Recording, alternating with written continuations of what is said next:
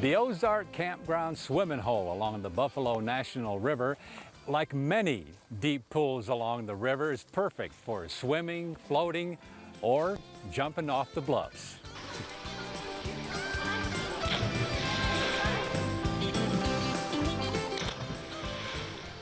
Getting to the Ozark Campground swimming hole is fairly easy. If you're coming from Jasper, head north on Highway 7 for 2.8 miles, and at the small Ozark Campground sign, turn left and go 1.4 miles to the campground and swimming hole parking by the river.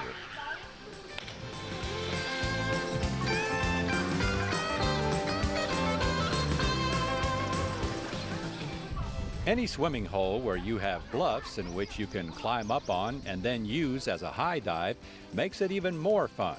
Just make sure that the water is deep enough for diving.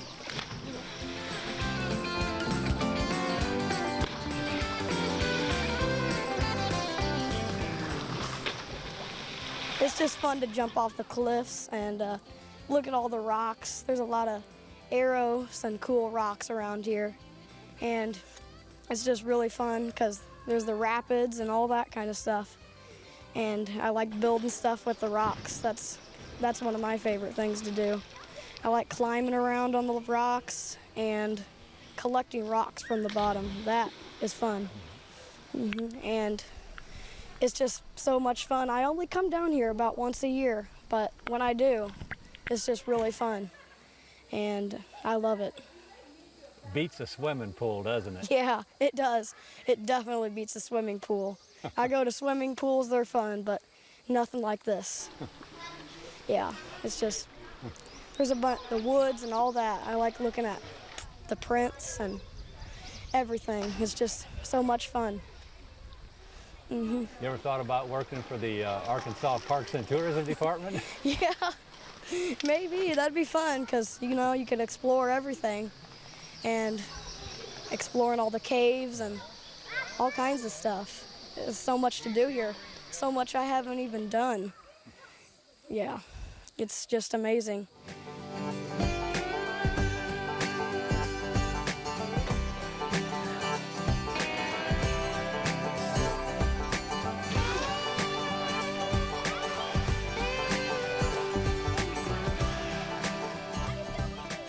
Lilith, my goodness, you've been snorkeling over here and look what you got. Yeah. You got a little friend there. Kind of scratchy. It's amazing in which you can find snorkeling in the Buffalo, huh? Yeah. That is something else. Kind of scared me when it started hissing at me, but I don't know. Oh yeah, it doesn't look like it, you know, might be too happy. You're gonna let it go, right? Yeah. Okay. I just catch them for the fun of it. Okay. I was hoping you weren't gonna have turtle soup. No, I don't usually eat turtles. I never tried them before, so I don't plan on it. Okay. Yeah, I'm used to catching turtles a lot. Yeah. Because we go swimming sometimes. Usually find turtles and like to catch them and then let them go after a while. So yeah. Well, Animal Planet has their turtle man, and we have our turtle girl.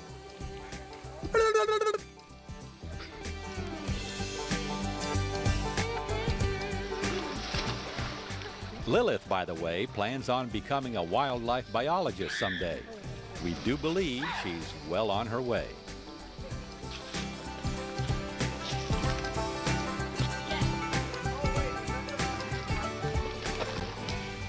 If you do come here, remember to bring a fishing pole, because as you're cooling off, you can be fishing for some smallmouth bass as well.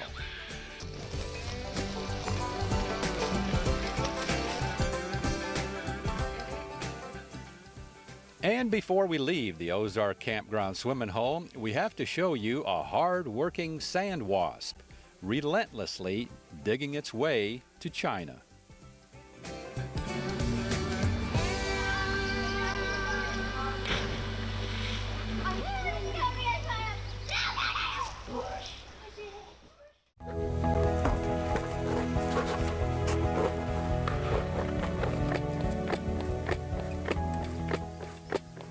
We're going to do a little bee exploration on this particular segment, and of course, I have my trusty bee cam.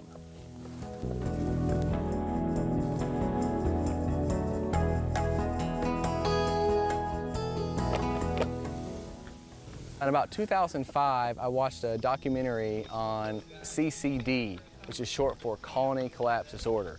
And it talked about how these beekeepers in Arizona were losing not 1, not 10, not 100, but 10,000 beehives. And I thought, man, that's crazy. Surely that's not so. And I watched it, and it talked about the seriousness of how vital, literally life vital, that bees are to our crops and to our society. And I said, man, that's really interesting. And I always remember that documentary that I watched. And as time went on, I moved to California in 2007, and I would see these bees, and they'd go bzzz, and they'd land on me. And I thought, I'm not a flower, that's weird. And it would just kind of look disoriented, and the bees were acting like the documentary were describing them. And that is, the bees act disoriented and confused, and they can't find their way home. And so I said, man, this CCD thing is real. And I began to see more and more of these bees, and they would land on me, and they would just bzz, fall off, and it's almost like they were drunk and disoriented. And I said, this is a serious issue. And so I began to learn more and more about honey. And about that same time, about 2008, 2009, I was really into honey and honey cinnamon tea, and I was going to the honey farm, and we were buying orange honey and avocado honey, and I was just loving honey. And then I found a Bible verse in Proverbs. It says, Proverbs 24:13, it says, eat honey, my son, for it is good. And I thought, oh man, God says we're supposed to be eating honey? I'm all in, I'm all in. So in 2011, after being away from my home in Arkansas for about 10 years, I called my mom and dad. I said, Mom, Dad, I'm coming home. And I'm ordering 10,000 bees to come with me. And the rest has been beehive honey heaven for Ben Temple. And what you're looking at is brood cells. And the ones that the honeycomb are capped, those are bees that are in the larva stage. And pretty soon, they'll hatch into a honeybee. It takes about 21 days from the time an egg is laid to hatch out to be a honeybee. Ben explained to us why honeybees have been declining. Colony collapse disorder is a disorder where a certain generation of bees will farm nectar and farm the flowers, and they'll bring that back and they'll feed their young, their next generation. And because of the toxins or chemicals or neonicotines that are in those chemicals, it hurts the next generation of bees. And so the next generation of bees grows up and it goes out, but it's harmed and it can't find its way back. And then over time, the bee populations get lower and lower and lower, and they eventually decrease, and then it makes them more susceptible to attacks or to predators, things of that nature. And another big problem are the mites. The Veyora mites, all beekeepers dread these mites, and they will attach to the bees kind of like a parasite, and eventually the bee will die. Ben confirmed the fact that bee stings really are good for you. One of the reasons bee stings are good for you is when a bee stings you, your body, it triggers a reaction in your body to produce an adrenaline human compound called cortisol. Now, I'm not an expert nor a doctor, but I think this cortisol that's naturally produced within the body is very similar to when people go to the doctor and they get a cortisone shot or something to kind of loosen up their arthritis. It's similar to that effect. And so your body, say you get stung in your wrist right here, says, or your knuckle may be a better example. If you had a tight knuckle or arthritis or something like that and you got stung on your knuckle, your body says, emergency, emergency, produce this special chemical, and it sends it to that specific area, and then as a side effect, it kind of heals the area around that. And so that's why if you ever talk to someone who's had arthritis or carpal tunnel or trigger finger and they've done bee sting therapy, they may or may not have seen some positive results from that. So what makes raw honey so much better versus store-bought honey? Oh man, you said the word right there. But let's say it real clear so everybody can hear. Mr. Chuck said the word raw honey. Raw honey is the key word there. Raw honey is different than natural and is different than pure. And I need for everyone to understand that, for people like myself and Temple House to stay in business. Raw honey is straight from the beehive. Raw honey is me and you going out there, sticking our hands in there like bears, pulling it out and eating it. Now, pure or natural honey that you may buy in the store, any store, has been processed, it's added water, it's been heated, it's been pasteurized, and you lose a lot of important chemicals or enzymes. You lose some of the pollen, which is really good for you. If you've ever heard, buy local honey, it's good for you. Well, that's because there's local pollen in there from the flowers that are affecting your allergies.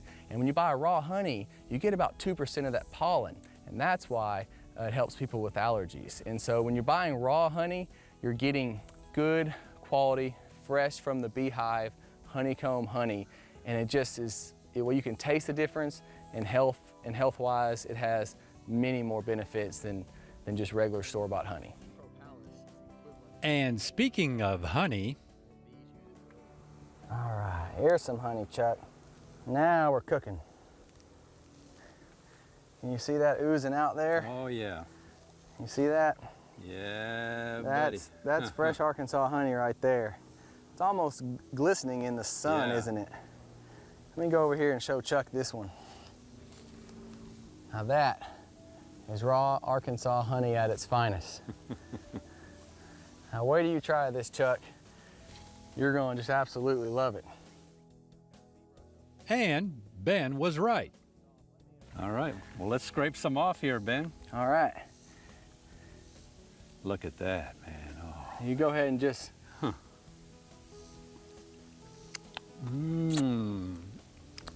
Oh, man. There's no, you can't, it's a world of difference.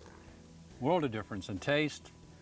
It is just, words can't describe it. It's just heaven.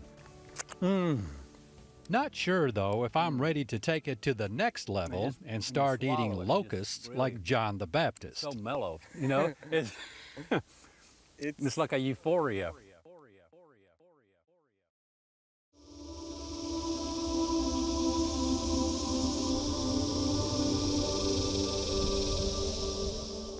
Fossil evidence of this strange creature goes back 25 million years, but now its existence is on the verge of being wiped out. The Ozark Hellbender Salamander, North America's largest amphibian. It exists in only a few streams in southern Missouri and northeast Arkansas, one being the 11-Point River in Randolph County west of Pocahontas.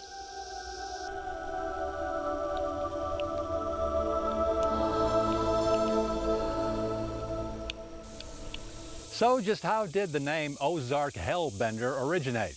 Well, it might go all the way back to the early settlers who, after seeing the strange and slimy creature, would comment that it looked like something from the underworld that was hell-bent on getting back.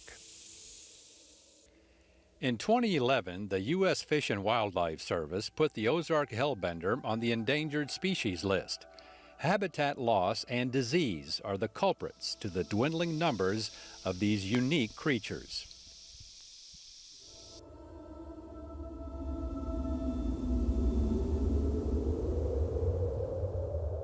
These creatures are like barometers of our water quality.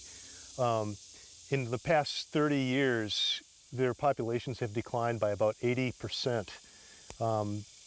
That's telling us a lot about our water right now.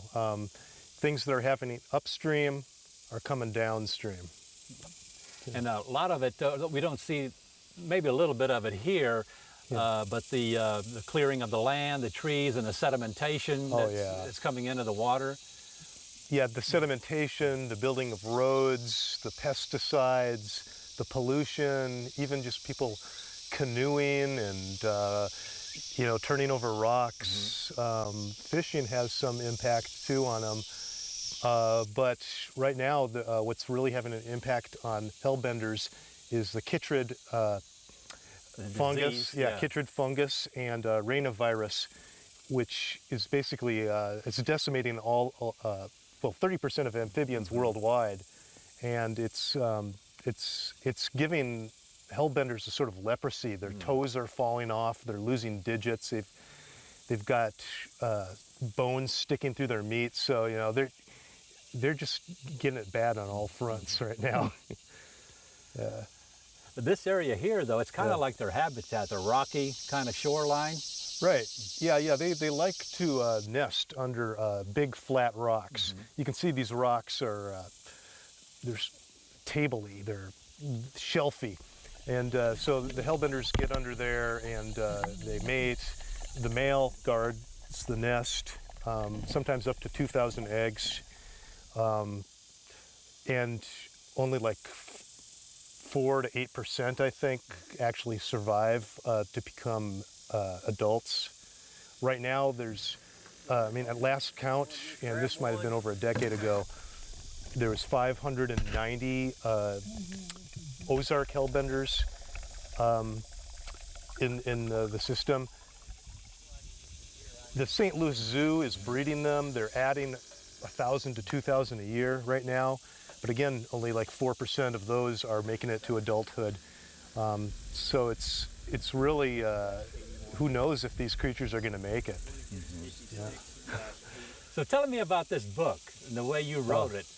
Oh, yeah, well, yeah, usually I write nonfiction fish books, and I was interested in the Ozark Hellbender because here I am living in Arkansas, and they've got this, first of all, this creature named Hellbender, and they're sort of monstrous looking, you know, and I just had to investigate this thing, but I didn't really want to do it in fiction, so I decided to write an epic poem. The first line came to me, Glurk, Hellbender, and I just thought, wow, I got to go with that, you know. So I filled the book. It's all full of folklore, history, politics, science, biology, ecology, interviews with authorities,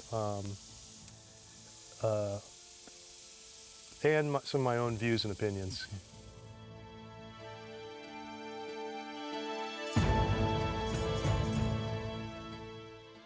Every species serves a function in our ecosystem, and if one species is wiped out, followed by maybe others, then so goes the quality of those ecosystems.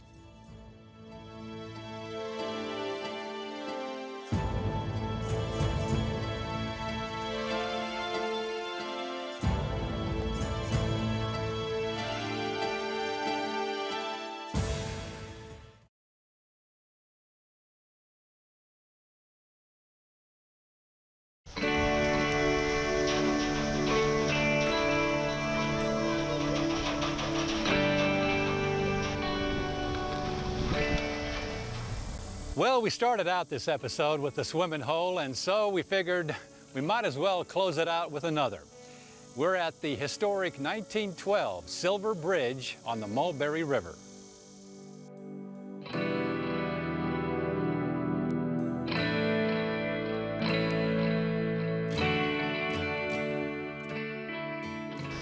It resembles a storybook scene straight out of the pages of The Adventures of Tom Sawyer and Huck Finn.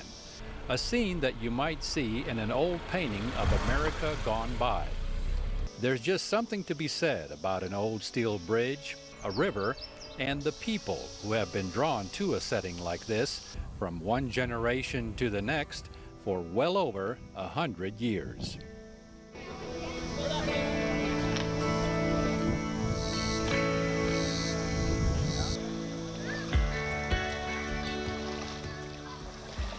Well, this is a really great swimming hole on the Big Mulberry River. It's one of the better ones around, I think, because it's easy to get to, and this old bridge is really cool. When I was a kid, my grandpa brought me down here the first time in the early 70s, and we'd come down here and go fishing. Back then, the deck of the bridge was made out of wood, and you'd drive over it on wooden treads, and some of the boards were broken on the bridge, and you could see the water down between. It was kind of scary. My grandma didn't like driving over the bridge. She didn't like it at all. It kind of made me nervous too, but you know, just being a kid like that. But I guess they replaced the deck on it in the 80s. and now it's got a metal deck with asphalt, and it's got a lot of history to it. It's been nearly washed away a couple times. I just always enjoyed it. You know, this is the last silver bridge in the area down here. There used to be a couple other ones, one in Rudy and one in Mountainburg that people used to go to. Everybody say, we're gonna go down to Silver Bridge, and you'd say, well, which one? Well, this is about the only one left now, so Mulberry Silver Bridge is it. I was kind of hoping they'd paint it again. They used to keep it painted real bright silver all the time, and in the recent years they hadn't painted it, so it's kind of looking weathered and looking its age. I've been bringing my kids down here to go swim too, so they've been coming their whole lives, and my mom and all of our family's been down here since before I was born, so everybody around here likes this place, and it's a real good deep place you can jump in and dive, and got shallow area for the kids. It's real popular. Got everything. It's got everything.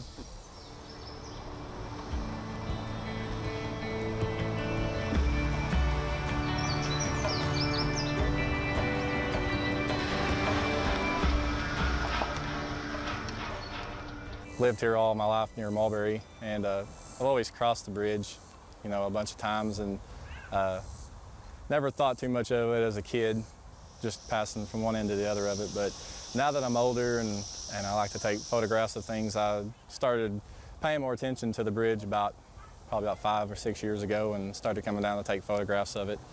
And started looking into the bridge itself and realized that it had a lot of history with it, along with the fact that it's one of the last few bridges in the state that's a 3-span like Silver Bridge here that's still in existence. And so I started spending time here trying to take photographs of it and get it from different seasons.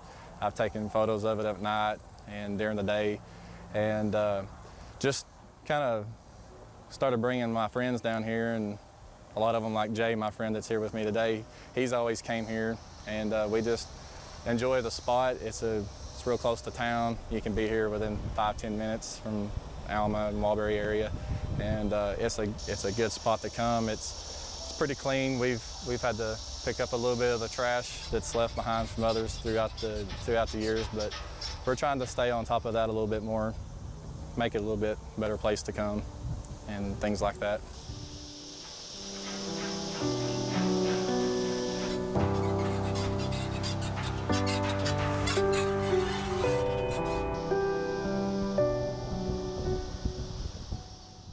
To me, these bridges like this, they just have a lot more character than a lot of the bridges that they're putting in nowadays.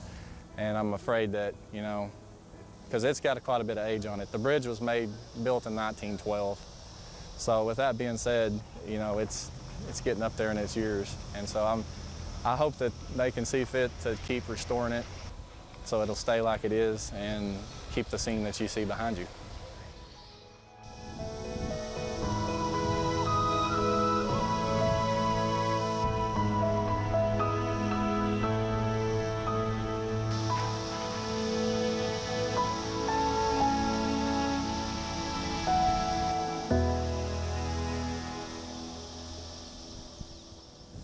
So if you're ever around the Mulberry area, take some time just north of town to enjoy this area along the Silver Bridge. And to view this episode again or any one of our others, visit our website at aetn.org/exploringarkansas. And don't forget to like us on our Facebook fan page. And we'll see you again the next time for another exciting adventure on Exploring Arkansas.